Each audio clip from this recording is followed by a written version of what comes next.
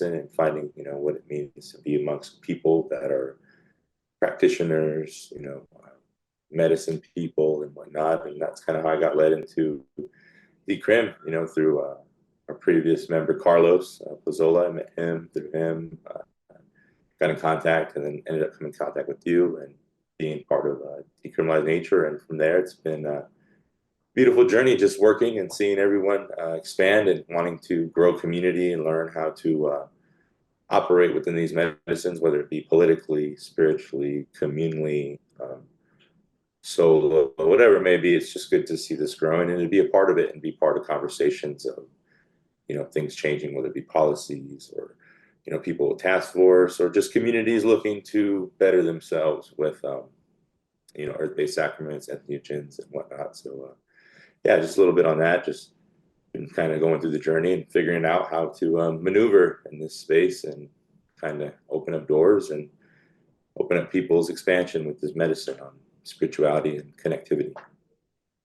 Awesome. Yeah, thank you. Yeah. What wouldn't you say you're kind of drawn to when you're 17, 18, you started to get more interested in traditions and practices? Was there any tradition that you were specifically drawn to, or what was that experience like for you where you decided, hey, you know what, I want to tap into something a little deeper? Yeah, also for me, growing up and seeing a bunch of different natives and how, they grew up is more of a, I know that they didn't just wake up and know some of this stuff. They had to go out there and learn, whether it be go certain places of hikes or understandings of like sacred spots where people had ceremonies, whether they're puberty rites ceremonies or they were just ceremonies of their deities or beings, their holy beings or sacred beings, whatever it may be. I started to see that within myself of having to go out, to my own lands and kind of go to the sacred spaces where, let's just say, they gathered a lot of acorn or where people had ceremonies or where people just went off to kind of, find themselves and be themselves and understand who they are and what it is that they need to do as far as tapping into the nature and understanding the role and the identity of who they are to connect to nature and to understand, what it means to be there and to be on the land and to coexist with the land. And so for me, that's what I started doing as far as, traveling with the people within the native community, just seeing how the community itself, gathers information, how they communally organize. And so for me, that's basically what I started to do within my own communities and my culture, just seeing the singers, talking to certain people, and then just going on my own and going out there and kind of getting a feel for the nature and sitting in some of these sacred spots and actually just being open to it, and that's kind of what gave me more inspiration to want to further, go down that path of nature and spirituality and traditions and understanding, because I know that's how they did it. They just were out there and it came through progression of learning out and, being outside and being with medicines or being, just like anybody gets good at anything, it's because they're constantly doing it or they're repetitionally doing it. And that's how I feel. That's how the natives were able to be who they were because they just constantly lived that way. How much of that was really kind of self-directed, or did you have a lot of guidance from elders, or was there kind of, you were sounded like, at least from previous conversations I've had, a lot of this exploration you kind of had to discover on your own and then get sort of the feedback from elder. Could you speak a little bit about that dynamic? Yeah, definitely. A lot of the things were like personal solo treks as far as going out and feeling the land of the animals, the spirit, and getting connected and feeling it for myself, because I always tell people, only you know what you know. No one could tell you how you feel inside or what you're feeling mentally, physically, spiritually. Only you know that. So from there, I was gathering myself and what I felt as far as my connectivity, my role, who I was, and why I was here in this space. And so then from there, that's when I said I started traveling, doing the native activism work and whatnot, but getting aligned with other elders and spiritual leaders and seeing how they do it in their community and how they've transgressed to their understandings and their gifts or whatever it may be within their community or their sweat lodge, or maybe they run the ceremony, whatever it was just seeing how they were conducting themselves, and then also just kind of asking them like, how did you find your gift, or how do you go about, praying to creator or understanding creators, bigger than just us or whatever it may be. So it's a little bit of both from myself and others in the mix of guiding me towards getting connected more. Yeah, fantastic. Yeah, thank you. And you said you worked with a lot of activist projects and really were helping out with that as sort of and I know you're still continuing to do that, but what were some big projects that really sort of inspired you as you started out in your activism route? For sure, it was the Oak Flat because for that it was like a constant moving of like spreading the word. So like for me and the boys with the crew that we had, we would we would have our own car. So while people were doing other things, we would just basically be moving around, whether we'd go to another reservation, so and so would know someone at this chapter house, or someone would know this president of this, chapter, or someone would know this councilman. So people would set up events, whether it be speaking events, just community awareness events, whatever it may be, or even just gatherings where people would cook. People would have ceremonial events, but we would go up and we would have our like stickers, or we would even just speak. Like some of our friends would bring like little pop speakers with microphones, and we would just go around and basically talk about, what's happening as far as, the mining companies destroying the sacred land, but also tying into the local community of how all this kind of ties in together within our traumas and our understandings of, our disconnect from reality as far as our culture or spirituality and our teachings and understandings in that way, whether it be from these mining companies or the oil or whatever it may be. It's just we tie it in to kind of let people know that we have a common enemy as far as these corporations destroying our identity and who we are and our connection to this land.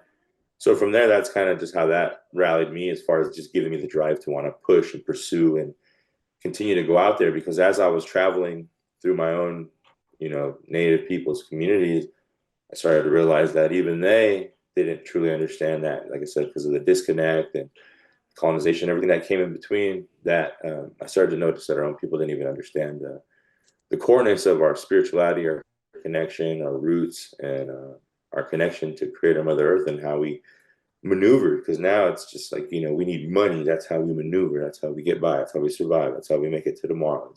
We have money and we do this. But, I always understood that we didn't always have money and we had different ways that kept us alive and kept us moving forward. So just all in that, it kind of just showed me, how I need to move and how I should be. And basically just drive for a bigger strive to push spirituality and be out there for the people, because I noticed that a lot of people weren't doing that or they weren't getting it that type of way. So it was cool to kind of get influenced to have that drive and to want to help people and just push on for that that fight for the land and the people and the spirit. It was really cool.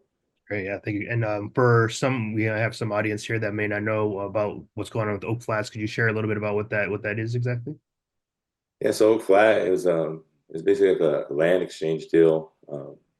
Former Senator Jeff Flake and John McCain, they created a Midnight Rider bill, and they slipped this bill into the Defense Act bill, which basically like overrides all, I guess you could say, objections and whatnot for the bill. So the bill is considered like a military bill, defense bill. So it just goes into the process and goes on to the way of what it's supposed to be, which was a land exchange between Rio Tinto and Resolution Copper. I think it's like the second largest copper mine in the world.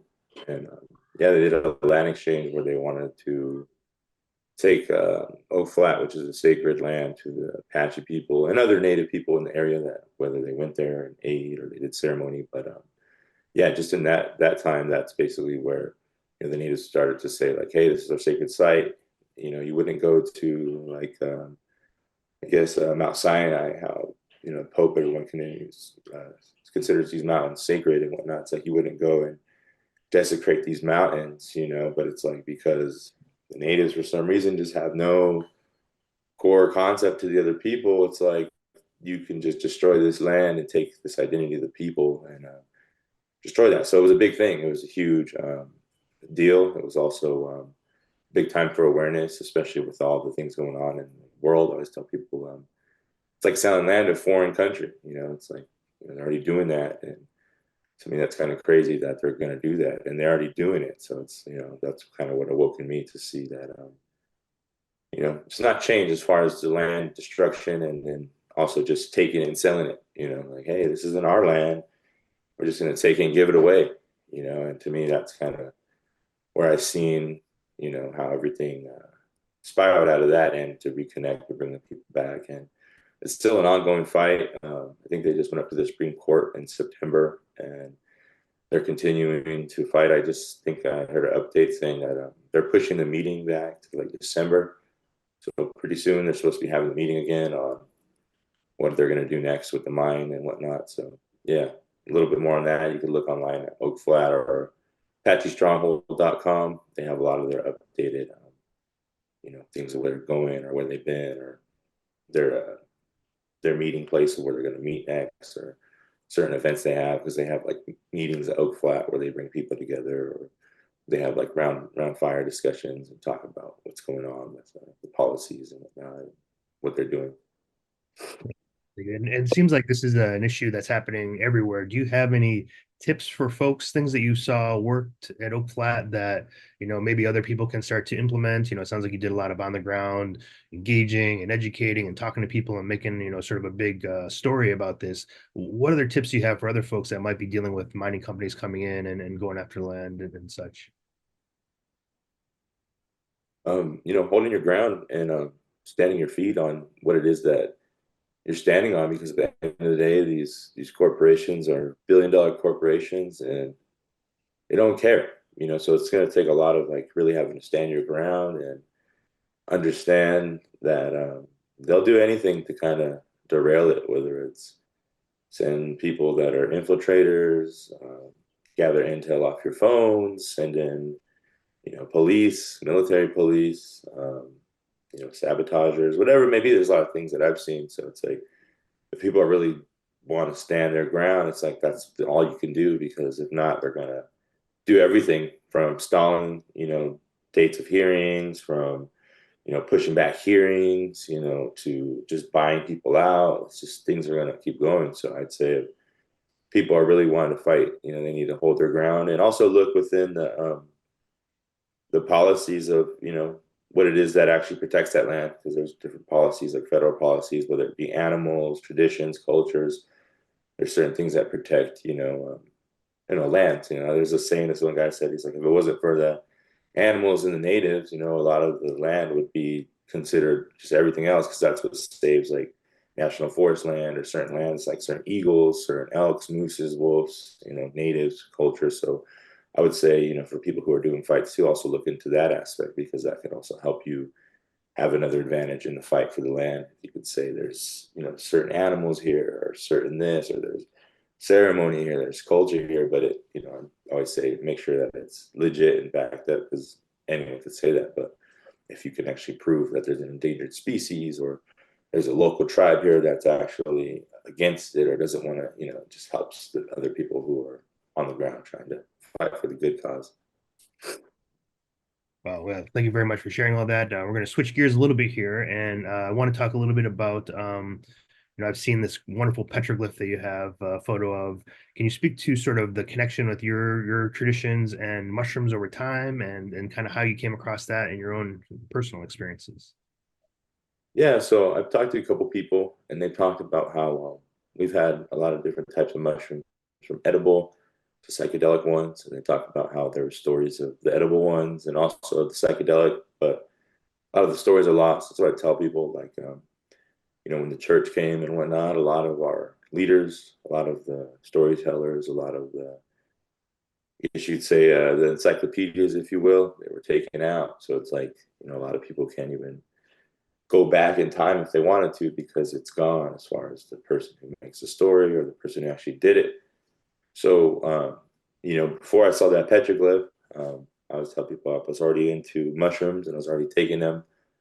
Had my big awakening, but then I started just going down the path of getting more in tune with the mushrooms. Because I always tell people there's many avenues. It's just like education, there's many bubbles of education in the big bubble of education, just like in mushroom, there's many outer bubbles of education within that medicine. So for me, that's what I was tapping into, was the education of the land, the plants, the animals, and even just the air around, just what's around. And from there, that's where I kind of just understood that when I was taking the medicine, the mushrooms, felt real natural. It didn't feel like a foreign place. It didn't feel like something that it didn't feel like it was described. So I kind of was like, well, I wonder why, this feels so natural. This feels so like a better version of myself that is already here.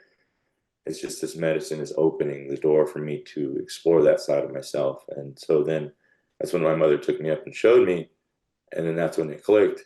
And I understood, that's what it was, it was the fact that we did it and we utilized it for what we used it for. We didn't use it to network or to party or to have a good time or there's none of those. It was like, hey, maybe I want to know what this mountain is for what it is, or maybe I want to know what these ants and these acorn and these oak trees and maybe I want to know what it is to really be a woman or a man, just takes it to the different aspects of things and as far as puberty right ceremonies and understanding your land and being more in tune to that way. So that's kind of where for me, that's where I was like, dang, that's why it feels so good because when I take medicine, that's what I take it for is to basically just extend my reach that I already have. It's like adding another 4 feet onto what you can already touch. You're just extending that touch a little more, able to feel that. And that's kind of where I was taking it. And so from there, that's when, like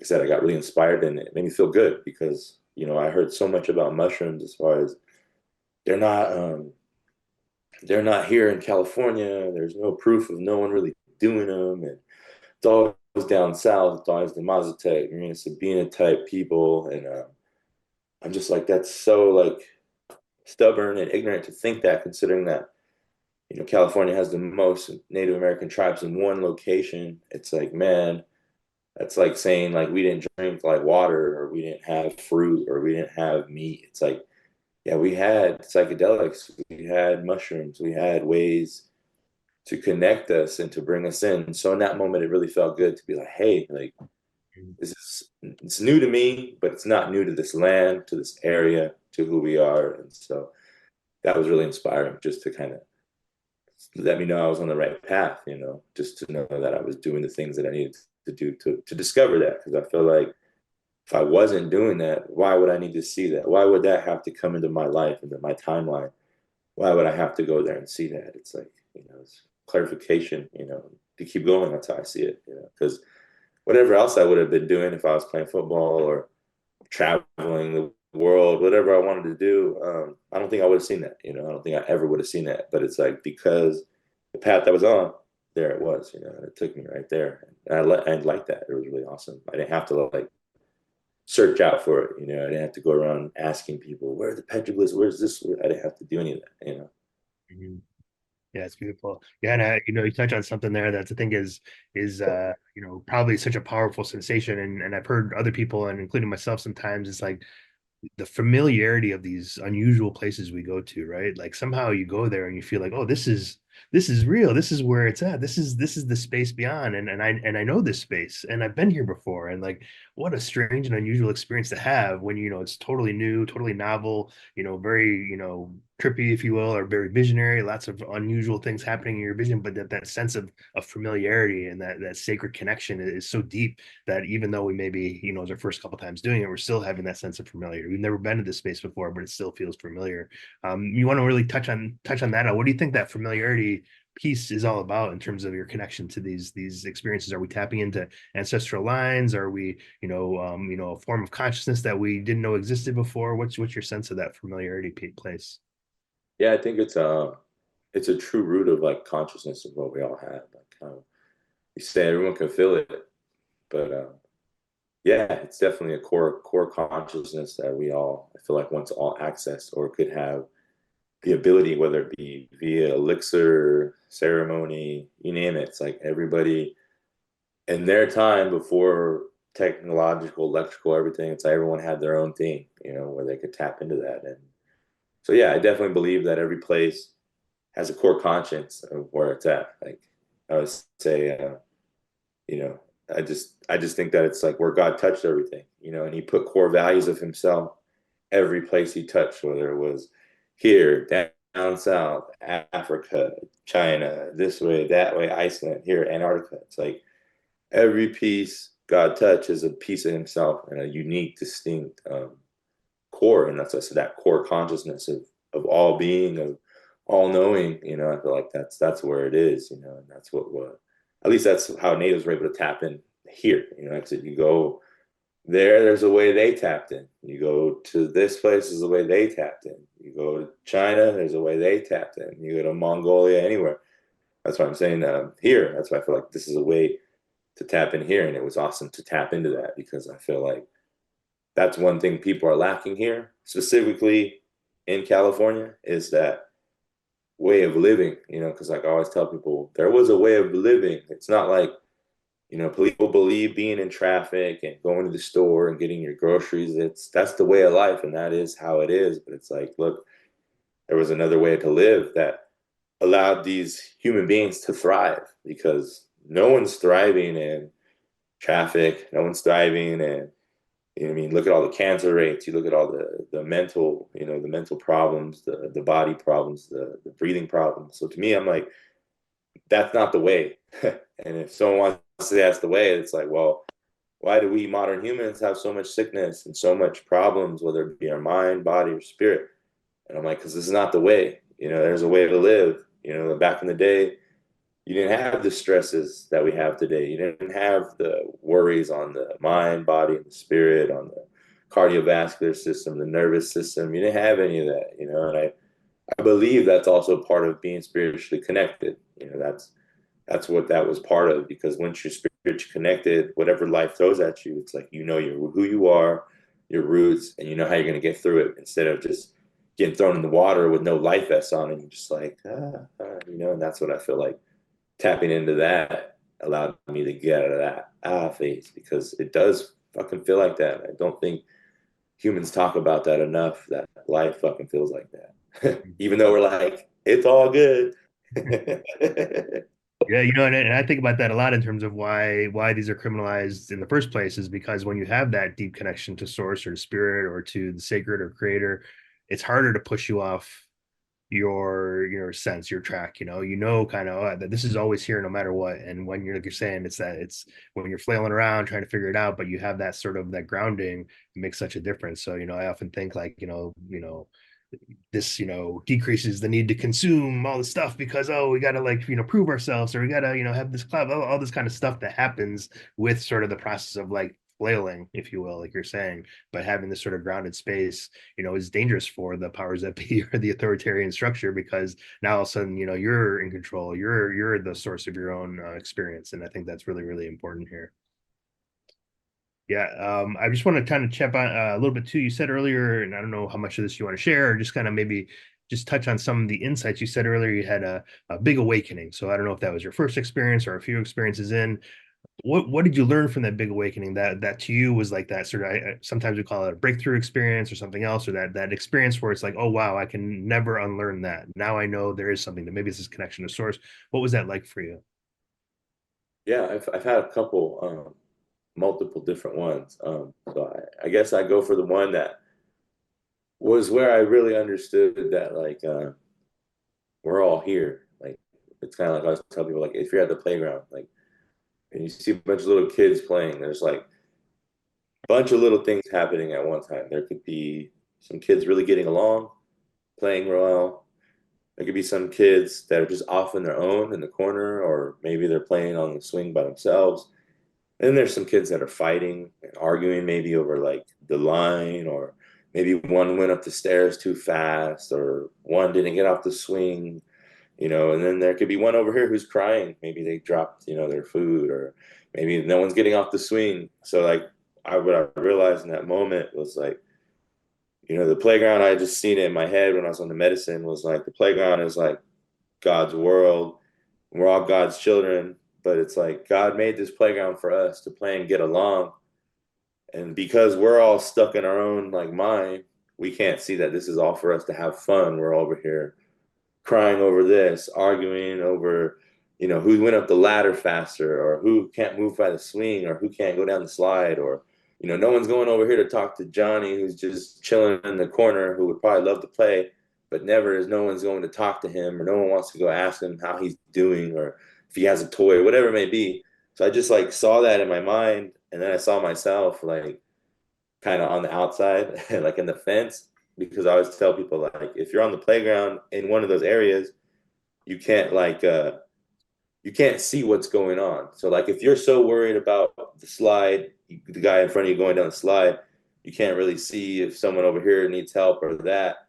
But then I see myself at the fence like an analyzer. I was just like, man, like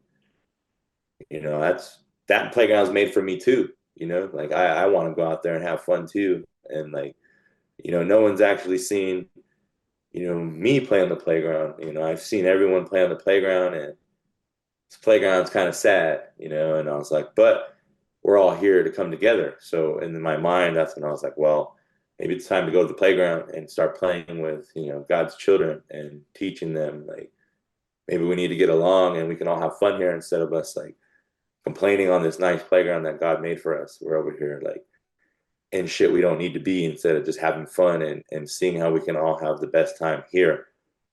That's kind of what I put now on a bigger scale to like the earth, the people, community. This all plays in a bigger role. But yeah, I was just on medicine and I kind of like closed my eyes and that's kind of what I visualized. It was like, everybody playing and everyone kind of just in their own shenanigans, but not realizing that God gave us this playground to have the best time and to enjoy this time and each other and make the best out of it. But like I said, we're all butting heads over stupid stuff instead of like, how can we make this thing move in a good way for everybody? Yeah, I like that metaphor so much too, because you hear, I've heard everything from this place is a prison to this place is a school to this place is a play. Like I like the playground, it sounds like Rachel also is enjoying the playground theory, or she has some history with that as well. So yeah, I think there's something about that being playing, because playing is dancing, it's navigating, it's negotiating with each other, it's kind of the back and forth, that type of thing. The play is so important because there's going to be give and take. There are going to be people that have, differences of opinions and things like that. But then how do you play with that? And I think that's really critical there. So a really beautiful breakthrough experience. Thank you for sharing that. Shane, I just had to Mm. jump in because as you were speaking, I've had my own breakthrough experience where I've seen a playground where it's like everybody at the age of 8, like me at 8, Larry at 8, Shane, you at 8, all of us at 8, playing on this playground. And it's almost like some of these bullies have taken over the game a little bit and forced everyone into playing a game that really doesn't have has arbitrary rules. When, as you said, it's like this playground is a co-creation, a co-dreaming of all of us at that age, and so it should be so much more fun than what has been allowed to happen here on this earth plane. So I was just tripping out, had to throw that in. Thank you, Rachel. Appreciate it.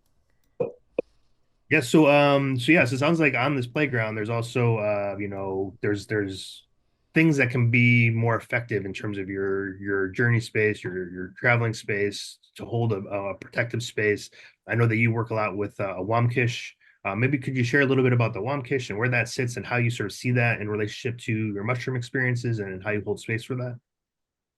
Yeah, I believe that is what gives it the experience. Just because, like I tell people, Milwaukee's a big house. We had our ceremonies in there, medicines, whether it be puberty right ceremonies or other ceremonies, whether someone's sick or someone needs help, whatever it may be, or even just celebration. So I always tell people, when you take medicine and you go in there, it's like you're going to be encompassed in that position of like where you're at. Just like, you have your own thoughts and beliefs, but you can go to someone's house and everything's different. You may take your shoes off at your house. Someone may not take their shoes off at their house. You may like meat. This other person may like just swordfish. I don't know. But what I'm getting at is just, when you go into places, they're different. And that's kind of where like, like the wonkish is being that container of holding that, that space. Because I always tell people too, like in our time, we couldn't just retreat to these types of spaces. We were outside. Even our houses were outside. I mean, so is this house, but I'm just saying like it was more of a outside house, whether it was from sticks and it was more like, an old style made traditional home to where it wasn't enclosed by all this drywall and everything like that. So I just let people know like this is where it's at. This is the journey. Just like if you take out the ceremony aspect, you go back to any culture, not just natives, but they were cooking, there was a fire. If they were going to bed, there was a fire. If it was someone's birthday, there was a fire. If someone died, there was a fire. If people were just meeting, there was a fire, and that's all throughout human history, not just natives. It's you go back long enough to any human, there's always a damn fire somewhere, you know. So that's where I always tell people too that just the container itself is old, you know, and it's not the fact that it's this fire because I've had other people tell me they've tried it and they don't feel it, and that's what I'm saying. It's like it's a whole different way of aspecting of coming into it and presenting it and manifesting it there and using it for that way. It's kind of like knowing how to call on something, you know, knowing how to call on the spirit of the fire or spirit of the wind or the spirit of the land. You know, I say as much people can talk, not everyone can do that. You know, not everyone can conjure up these things or do these things without there being some like Wizard of Oz type effect. You know, someone's in the back controlling or dude's fanning the fire underneath. There's a lot of things. I even had a guy told me some guy put speakers in the ground. But what I'm getting at is just the space itself from being that old and teaching other humans how to live. I feel like that's where the Wonkish really comes in strong and powerful to help people. But it's a give or take, you know. It's like if someone needs real help, like they're gonna have to want it, you know. And if they want it, they're gonna get it. But if they want to sit there and be like, nah, this ain't for me, I don't believe in any of this, my life is good, whatever it may be, it's like, yeah, then you're not gonna get it. Just like if you're an alcoholic and you're like trying to go to rehab or trying to quit and you're like, nah, I think I'm okay drinking still. I'm gonna cut it down to just 6 beers. I'm just gonna cut it down to half a bottle. Yeah, I'm good. I don't need to quit drinking. I'm fine. My life's good. You know, and that's how I see when people get that reality check of spirituality or how to be as a human being. It's like they're like, nah, nah, this ain't for me. Like, nah, and then it's like their mind resorts to even stupid like Western movies and how people communicate about natives. And then I could see it just turn into this ugly ass loop. And I'm like, you're the one who doesn't even understand what's going on. And you're gonna sit here and like let your mind shoot to this stupid ass thought of like, oh my God, what is he doing? It's like, what are you doing? Why are you here? Why did you come into my space and take this medicine? Why do you want to sit by this fire? Why do you want to take a high dose? Why do you want to come here? And, you know, did you come here to lose it or did you come here to get good? You know, and that's kind of where for me, I've been seeing that, not a lot, but I've seen it with some people and some people have been riding that wave with it. And I'm like, just say the fact that you can't accept responsibility for your life. It's okay. Life's hard, but that doesn't give you the right to discredit something that's been working not only in my life, but for hundreds of thousands of years before me. So it's like people just get mad that they got told that they're not right, you know, and no one wants to hear that. Just like if I'm not eating and someone's like, Shane, you're fat. It's like, damn, I didn't want to hear that. But sometimes we do have to hear those things if we want to get better, you know, and that's how I feel with like the wonkish and the high dose. I feel like that is necessary. Like if you want to be a better version of yourself, you have to get through that crap, man. Because if not, you're always going to resort back to your cop outs. And that could be anything. That could be a cup of coffee. It could be going for a jog. It could be putting on your headphones and clean your house. There's so many cop outs besides confronting your shit and being like, hey, we need to do this and we need to do something right, you know, and not put it off, you know. That's kind of what I feel like the Wonka is so overwhelming for people because no one ever gets told the real truth. You know, I feel like everyone gets like either part truths or they're just gassed up, you know, whether it's the work community or people that are around. It's like half the time those people aren't going to just show up to your house and want to kick it or hang out and have a good time with you. It's like, I don't give a shit. So that's kind of where I think the Wampish is big on that, and people should look into that because it's like if you want to get better, you kind of got to break barriers. And if you don't break barriers, you're still gonna have your ball and chain, even if you like put on a smile and a thumbs up, you know. Right. You were speaking a little bit earlier about some of the elements that you bring into the Wamkish and how those are also sort of a big part of the whole ceremony. Could you speak to like the different elemental aspects? I know I had a great ceremony with you back a couple years ago now, and it's like there's so many things going on there. Could you really kind of tap into that for the audience? Yeah, definitely. So like I like to bring in, you know, a combination of all the elements, whether it be earth, wind, fire, you know, air, water. But for the most part, I like to just get in tune. Like even from when we go up and get the medicine on top of the mountain, we stop, we go around, we build the wong kish, we set it up.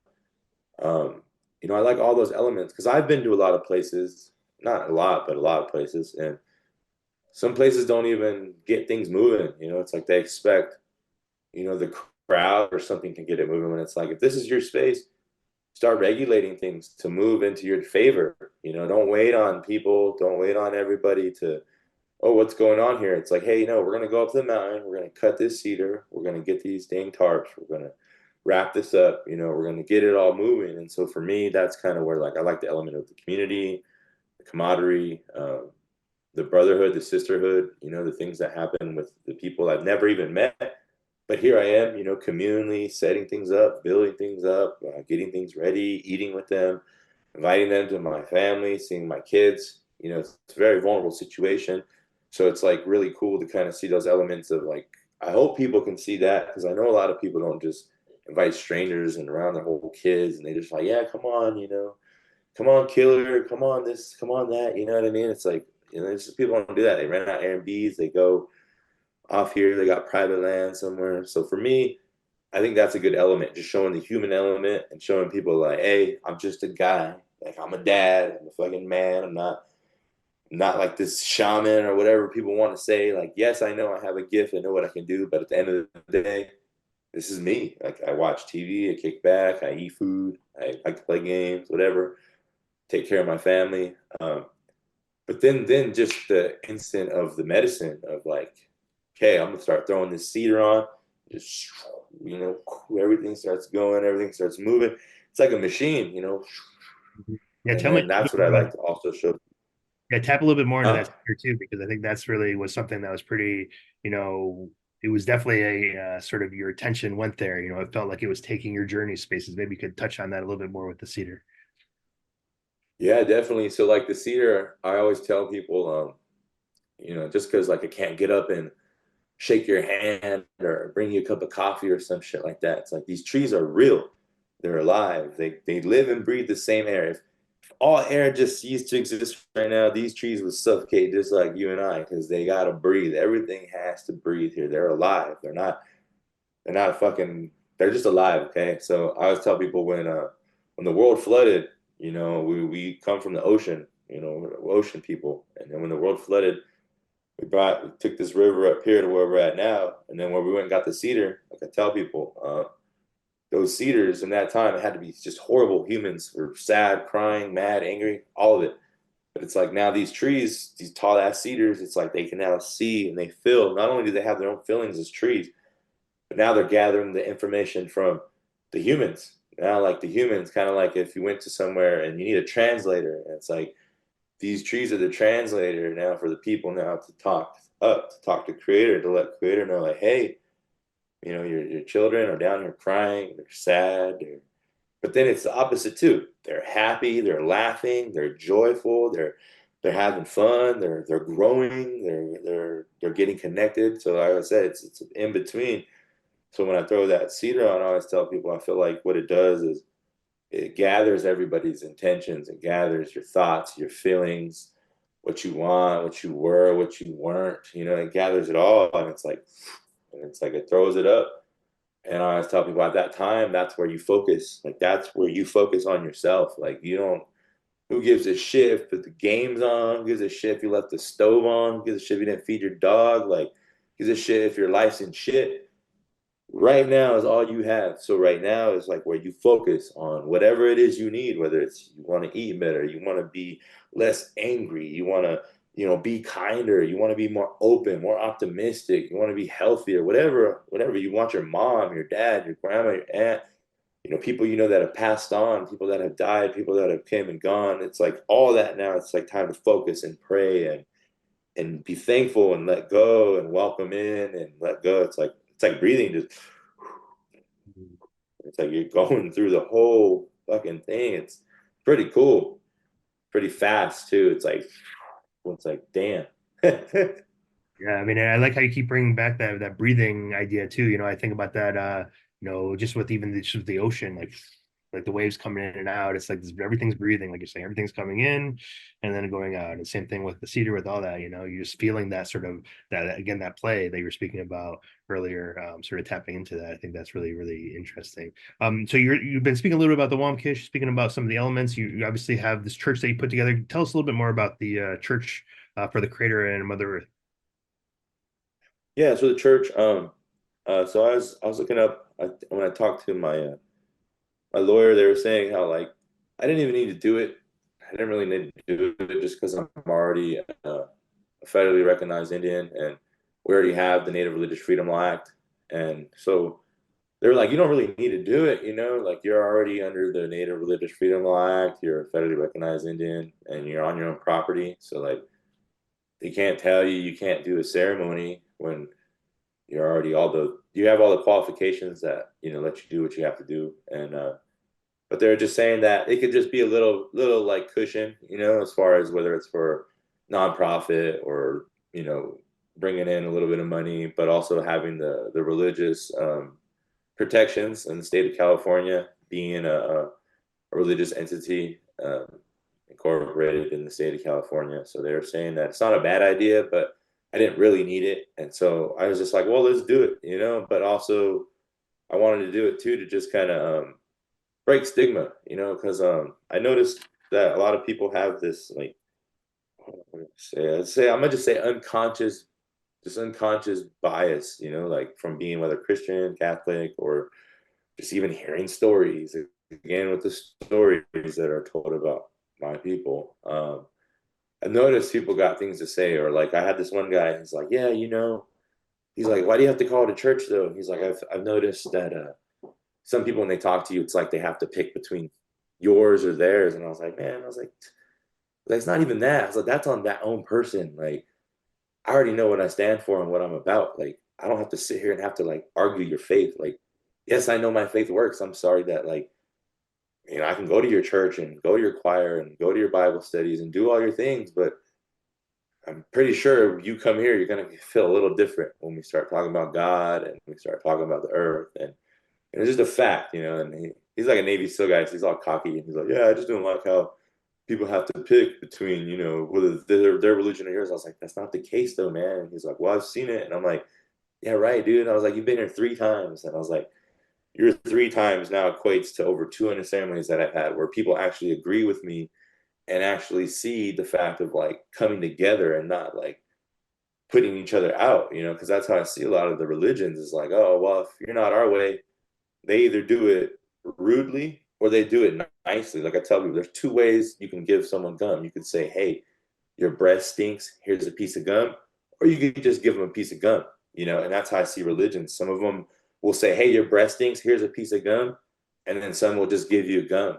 But they'll be like, and I'm just like, okay, like that's, if you're about God, if you're about coming together, we should be able to have a dialogue and communicate. You shouldn't be putting up your walls instantly that you don't hear that I'm not a Christian or I'm not Catholic or I'm not saved or I'm not this or I'm not that. It's like, boom, walls up. And it's like, you shouldn't be that way. Like if you're about God, we should be able to talk about God and commune about God honestly, not just walls up and, oh, no, I'm only gonna let you in if you're saved, or I'm only gonna let you in if you come to my church. It's like so many stupid things. It's like, that we're about God here, not our own stupid ass thoughts and beliefs, and so that's also why I wanted to make the church, just to kind of break stigma and show people that this bridge can be made again, because I feel like through the Catholic Church and just Westernism and everything, it's like it really killed a true relationship with us, with the people of faith and people of God, because I feel like the things that Native have and their true core beliefs,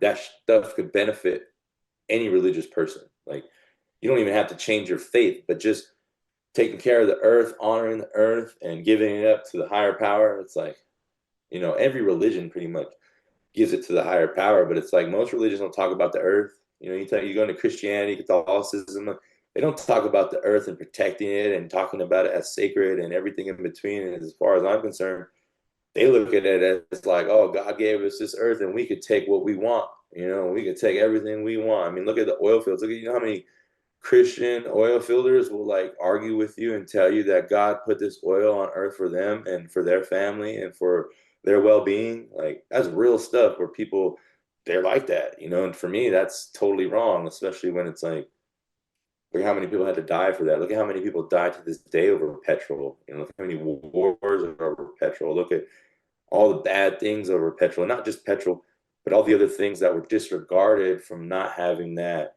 you know, that connection or relationship to the earth, you know. And so that's kind of where, you know, I just hope that this thing can make people see that because I think this medicine in this way, it opens those doors. And the church is also a big part of destruction, whether it be land or even like with Oak Flat Windsor, what I'm doing with them, they have another mount called Mount Graham, and he's been fighting that for like 20 years, and the Vatican put an observatory on their mountain. So it's like these religions don't give a crap about the earth, and they don't give a crap about the well-being that the earth provides for us humans, God's children.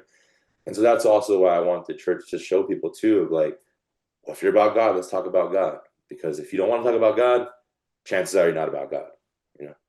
And that's where I stand on it. Because like if you are, we should be able to communicate. And protecting the earth and honoring the earth shouldn't be that far off your agenda, especially if you want to please God and be God's golden child. It's like you got to be dumb as shit to think like God's not going to consider the land as part of the duty too, or the trees that he made, or the animals, or the waters, or all the other creatures. Like you got to be an idiot to think those don't matter in the whole form of living right, you know. Yeah, thank you. Yeah, we have about 10 minutes left. I know that Rachel says we have about 2 questions from the audience, but I just want to tap into 2 more questions real quick. This way we can kind of really get a full feel here. I know that's something that you've talked about a lot as well. You know, you're doing some stuff with Maryland board out there, working with the government, working with some policymakers. When you kind of look at sort of the modern ecosystem, what do you see kind of some of the challenges and the things happening that you're like, oh, I wish this would be a little bit different, or I wish we got to be aware of this, or like, hey, let's pay attention to this. And obviously you're doing the work, so you know you can always just point to what you're doing. But when you're seeing like conversations in Maryland and other places, what do you see as being missing from that? Yeah, no, definitely. I have a bro, shout out to David out in Maryland, working with the Maryland Task Force for Psychedelics. Yeah, they're trying to get me in. Long story short, they're saying because I'm not a residency there that I don't really qualify. But yeah, I was talking to him about some of the things too, about even how everyone's going between like the therapeutical model, the clinical model, or the scientific model, this and that. But I was telling him like no one has the ceremonial model. It's like there's not really any ceremonial model. And I was like, I have a literally like a standing working ceremonial model. I was like, but for some reason, it's not looked at. And I was like, that's where I think a lot of the things are missing in the psychedelic community is that truth of the ceremonial aspect and what a ceremony can do for you. Not just see, this is where it gets so jacked up. This is why I don't like the whole mass psychedelic thing, because it's like all mass overpumped, whether it's you're overly making all these spores, you're making all these goddamn you know, mushrooms, you're having all this byproduct, you're having all this stuff, you know, which can also damage the ecosystem for natural mushrooms and et cetera, et cetera. But at the end of the day, you know, the data is being lied, you know, a lot of things are being misconcepted. Some of it's not even true. People are just going with it and getting it out there. But I was just explaining to him of like, you know, if there could be a ceremonial model and people can actually testify for it working, I was like, because these other models to me, they're like placebos. Like they're placebos and also hive mentality. Like it's kind of like if you go somewhere and you're in a group of 10 and you know eight people agree that this place was okay or they liked it. And these other two can't really form an opinion, or maybe three or four can't really form an opinion or they don't know. So they just go off these guys, you know, and they're like, oh yeah, you know, I had a good time, it was cool. It's that, you know, but to me that's not real data. That's like a group, you know, kind of group persuasion type thing, you know, subject to persuasion type thing, you know. And it's like even the medical side, it's like now they're doing it in a controlled environment. So to me, it's like it's not even in its natural state. It's like studying a lion at the zoo versus studying him in the wild. Of course, you're going to get the data you're going to get in the controlled environment, but in the wild, that's a whole different amount of data that you don't have, because this is all data that's preconceived, it's cooked up, whether it be you're giving them tranquilizers, you're giving them this, that's what I'm saying. There's so much things that are controlled on this side. But I was telling the ceremonial model, it's not necessarily, it's like that. It's wild. It's everything that goes on in there. It's happening. I'm not, when someone's going through it, we're not shooting them with the benzo or ketamine, or we're not slamming them with fucking MDMA or whatever it may be. And I know places are doing that, whether, they're clinical or they're scientific. It's like they are, I don't know what they're doing, but I know for sure they're not getting the data that I'm trying to bring to the table. And that's what I was explaining to him is like, if you guys can work on a ceremonial model, that would be key, because it's like the data you're going to get is going to be raw.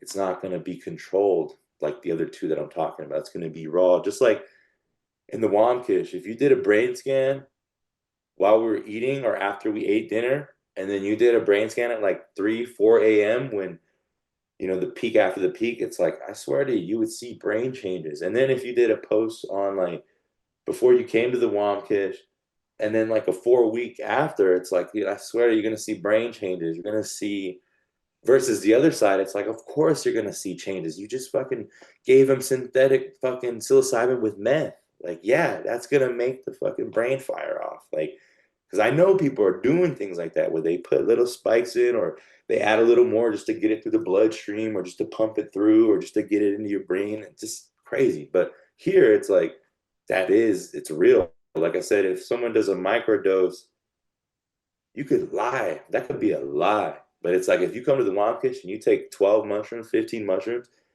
yeah, you're gonna have an experience that's kind of like, you're either gonna tell it how it is or you're not gonna say anything. And that's why I don't like this microdose thing either, because it's like, I'm not saying it does or doesn't work, but there could be more lies there than a big dose, if you get what I'm saying. Like, more people can make shit up and make a cool news article or a cool PR or a cool supplement, but this shit, nah, you can't do that on this one. Mm. Yeah, thank you. Yeah. And, last question before Rachel's questions here. When you hear, and trying to bring this to every different person that we're interviewing, I'm always curious to see how this different dynamics or different perspectives people have.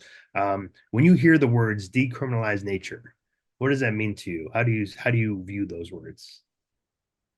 Well, to me, it means like basically free liberation to creation, because it's like everything that is natural it's somehow criminally, like if you look at the lumber industry, you look at anything natural, it's like there's some dirt on those things. Like, even for them to be legal and to be operated, it's like so many dirt on the natural things that are going on. Like, even weed, for them, just weed, like something as simple as weed growing out the ground, like people get human trafficked, people get murdered, people get held ransom. It's like over just bud. And like, I can only imagine what they're doing over other things, from oil to lumber to this to that. So to me, it's just liberation. When I hear decriminalize nature, it's like liberation to all, not just entheogenic plants, but all, because all nature is like under some criminal type hold. Mm-hmm. Yeah, great. Thank you very much, Shane. And yeah, Rachel, do you want to jump in and ask those couple questions? Oh, yes. I have a couple questions from the audience, one from Beam and one from Rumble. The first is, when you were speaking about working with mushrooms, Shane, are there specific strains of magic mushrooms that you work with specifically? And do you find that your experience on different strains is different at all? No, I definitely work with multiple different mushrooms. The ones that I've had a big breakthrough would be like teachers, or obviously like some different penis envy strains, because they're I do really love strong. penis envy. But for the most part, it's like I use just all different kinds. I don't have a specific like go-to mushroom that I stick to. Okay, cool. And then my next question was that when it comes to being a shaman, what would you define as being a shaman? And how would you recommend looking for, because let's say like no one's around a church or anyone who perhaps is interfacing with entheogens or psychedelics in a very sacred way, how would you advise people to seek out finding a shaman? But first, like, how would you define a shaman? Well, for me, I really don't like the word. Ah, I just call myself a spiritual leader. Just because the fact of how the word has just, it's just been butchered up so much. Like a yeah. shaman today could be someone who has like music and they have quartz bowls, like the shaman could be, a More guy to it who than comes that, and I brings think. his flute with the damn music box, like there's just so many shamans. And so for me, I just call myself a spiritual leader. But for the most part, if you do want to look into that, I'd say, just do your research, look up people, find people, and give an honest look, whether it be reviews or maybe personally get involved with trying to figure out who they are or find out who, what they do, or if there's anybody who could vouch for them, But outside of that, I don't really honestly know because there's just so many nowadays. Like, Yeah. Yeah, yeah. It can be what you were speaking of about the whole commercialization of certain things, microdosing, all this other stuff. It can. There's a lot of noise, I think, going on right now, and yeah, I agree with that. Like doing your research, vetting, getting to know people at a personal level, right? Because what you were saying, what like having people come to your family, bringing them in that kind of way, I think that is necessary when it comes to guiding people through these realms. Yeah, thanks for that. mhm. Great, wonderful. Well, thank you very much for a great conversation, Shane. It's amazing. We bumped right up against that hour. We probably could We are talk like for a couple more perfect. hours, Yeah, so that was yeah. great. And look forward to having you as a host here, and you inviting some other folks on to kind of have a great conversation as well in the future. Thank you, Rachel, for being here as well. I really appreciate your behind the scenes and gathering the questions for us and making sure everything's good. And thank you all the audience for joining in, whether you're listening live or you're listening on record. We're going to have this on Spotify, Rumble, and Odyssey are the different programs we're doing. And this is an every other Sunday show. We do this, the time ranges a little bit, but we'll start having a calendar out to let you know when those times will be coming. So keep an eye out for us in the future. Thank you for joining the Restoring Our Roots podcast, which is the voice of the Decriminalize Nature movement. And until next time, tune in, stay rooted, and let's grow together. Have a great night. Plant power to the people. Plant power to the people. Where you dream is where I'll meet you.